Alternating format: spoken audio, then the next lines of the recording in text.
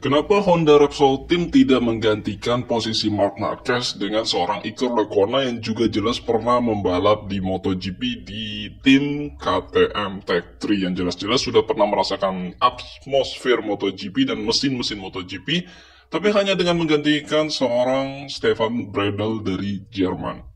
Ya, banyak pertanyaan seperti itu yang masuk ke saya juga sebenarnya sekedar sharing, ngobrol-ngobrol tentang MotoGP dan juga di luar dari Moto3 yang sering saya bahas di konten ini. Tapi yang jelas kita harus melihat secara data, apakah memang seperti itu keinginan Honda Repsol Team ataupun memang ada sesuatu yang memang mengganjal seorang Iker Lecuona itu nggak bisa menggantikan sementara posisi Marc Marquez. Alberto Puig, seorang tim manajer Repsol Honda Team, pada dasarnya tidak tahu kapan Marc bisa kembali ke track MotoGP. Dia berkata, kami harus menunggu dan melihat apa yang dokter katakan. Kami harus memantau dan menilai kemajuan penyembuhan tulang. Dokter mengatakan setelah patah tulang sembuh, jika tidak ada komplikasi, recovery tulang seperti ini membutuhkan waktu 3 hingga 4 bulan untuk tumbuh bersama.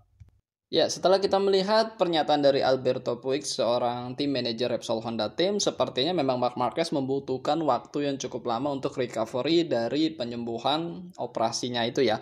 Dan kalau juga pun dipaksakan Marc untuk berlomba, itu diperkirakan belum akan kembali ke track hingga pertengahan September di Aragon atau 18 September ya, atau Oktober lah.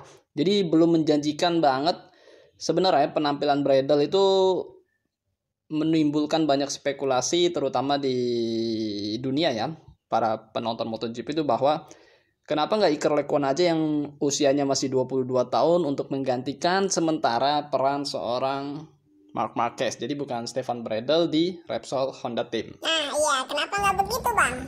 Kan bisa tuh Iker Lecuona ketika di sela-sela Superbike dia membalap di MotoGP. Jadi jika jadwalnya nggak bentrok dengan MotoGP, kenapa nggak bisa tuh bang?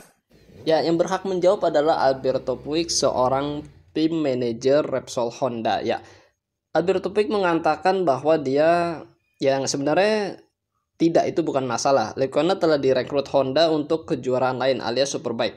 Dan Puig mengatakan kepada Speedweek, Iker Lecuona itu membalap di kejuaraan dunia Superbike dan dia tidak melakukannya dengan buruk di sana. Dia berada di urutan kelima di kejuaraan dunia. Tentu saja jika Stefan Bradl jatuh dan cedera dan kami tidak memiliki pembalap kedua, maka saya tidak tahu apa yang kami akan lakukan. Tapi saat ini bukanlah rencana kami untuk membawa Iker ke MotoGP. Bahkan kami tidak memikirkannya. Tidak ada salahnya jika Iker mengikuti tes private MotoGP. Driver pengganti juga mungkin diperlukan di LCR, tapi kami tidak memiliki rencana tes MotoGP dengannya dalam waktu dekat. Ya, jadi jelas ya bahwa Iker Lecuona itu bagi Alberto Puig tidak dipikirkan untuk bisa menggantikan posisi Marc Marquez yang sedang dalam pemulihan cederanya di operasi kemarin itu. Jadi bagi kita yang nonton nih, sebenarnya kan kalau kita lihat jadwalnya seperti ini nih ya, itu nggak bentrok-bentrok amat antara MotoGP dan juga Superbike. Jadi memang banyak waktu yang cukup luang dimiliki oleh Iker Lecuona untuk bisa sebenarnya menggantikan sementara posisi Marc Marquez. Dan dengan pengalaman Iker Lecuona di KTM Tech3, jelas itu sebenarnya harusnya bukan halangan untuk Iker bisa membalap di MotoGP menggantikan posisi Marc Marquez. Dia pasti sudah mengenal ban Michelin dan juga rem karbon MotoGP yang jelas itu sangat berbeda dengan motor World Superbike. Tapi ya, kita nggak tahu, Alberto Puig ini memang terlihat orangnya agak sedikit keras juga dalam tanda kutip ya. Jadi agak sedikit keras untuk memberikan sebuah keputusan.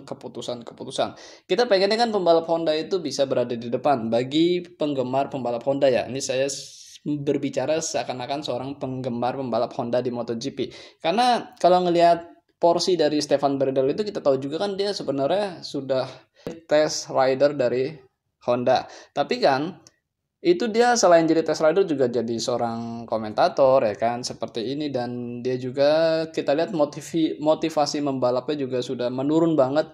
Berbeda jauh ketika dia baru masuk ke MotoGP. Saat itu menggunakan Honda juga di tim LCR. Tapi ya kita tunggu aja semakin terpuruk apa Honda di MotoGP. Kita tahu tidak ada Marc Marquez dan juga Pol Espargaro juga jauh dari kata bagus untuk bisa merebut podium.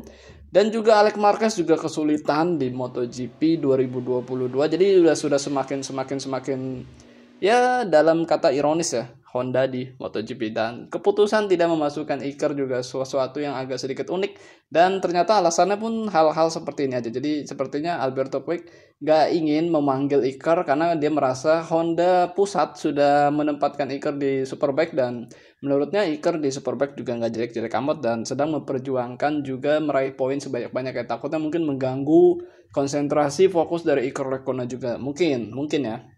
Kalau menurut kalian gimana? Coba ditulis di kolom komentar pendapat-pendapat kalian. Kenapa sih Iker Lecuona tuh nggak dipanggil oleh Honda? Dan sepertinya apakah benar alasannya seperti yang diutarakan Alberto Puig ini? Ataupun ada alasan lain yang kalian lebih tahu? Wow. Oke. Terima kasih buat kalian semua telah menyimak video ini sampai selesai. Sehat-sehat buat kalian semua. Jangan lupa makan dan jangan lupa berdoa. Akhir kata, Wassalamualaikum warahmatullahi wabarakatuh. Bye-bye.